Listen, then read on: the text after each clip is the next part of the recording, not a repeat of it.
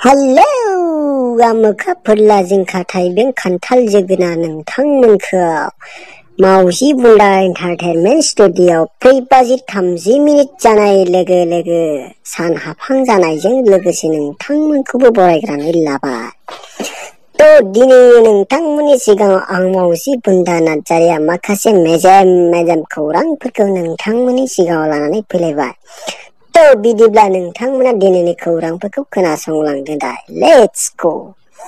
गिबि खौराङानो जाहैबाय must popular America हादरा गुबुन हादरजों दावहा नांनो थाखाय खिफि गेसखौ लन्च खालामबाय। खौराङाव मोननाय बादिब्ला बे गेसखौ मानसिनि खिफिखौ ज' खालामनानै बानायदों होननानै मिथिनाय जादों। बे गेसखौ जाय हादराव गावहरगोन बे हादरा मोनामनायजों थेर बेथेर जाजोबगोन होननानै बुंदों। बिनिखायनो बे खौरांखौ मिथिनानै चाइनाया आमेरिकाखौ गिखांदों होननानै खौराङाव मोनबावनाय जादों। जाय इउटुब नायगिरि बिथांमोना गिदिर इउटुबारफोरनिखौल' लाइक शेयार कमेन्ट लोगोसे साबस्क्राइब खालामो। बेबायदि नायगिरि सुबुंफोरखौ इउटुबा रागा जोंदों लोगोसे इउटुबखौ दानगोन होननानै बुंदों। बिनिखायनो फिसा इउटुबारफोरनि चेनेलखौबो लाइक शेयार कमेन्ट लोगोसे साबस्क्राइब खालामनानै लानो थाखाय गासै इउटुब नायगिरि बिथांमोनखौ इउटुबा खावलायहरदों। देग्लाय 2023 मायथाइनि फालांगियारि बेस्ट एवार्ड बान्थाखौ बुरबुलिया फारा गामिनि मिनिबाला बर'आ मोननो हादों।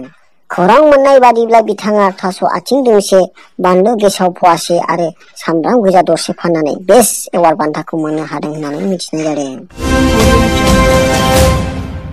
जाय सुबुङा खर' सानाय खर' गिदिंनाय दं बेबादि सुबुङा खर' थिखिनिखौ एसे सिंख्लनानै दाउनि दाउखि सिलिंखौ खर'आव बरम होनानै लाबानो खर' सानाय आरो खर' गिदिंनाया मोजाङैनो हामथारो होननानै जोंनिसिम खौरां बिरबायबोदों।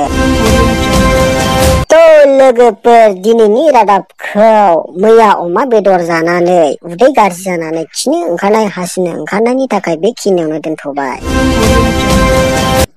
नोंथांमोना भिडिअखौ नायनानै मोजां मोनदोंबा लाइक शेयार कमेन्ट एन्ड लोगोसे चेनेलाव गोदानबा साबस्क्राइब खालामनानै लानो थाखाय खावलायहरनाय जाबाय। जाहाथे गोदान भिडिअ हगारोब्लानो नोंथांनाव सिगांग्रो नटिफिकेसना सौहैग्रोयो।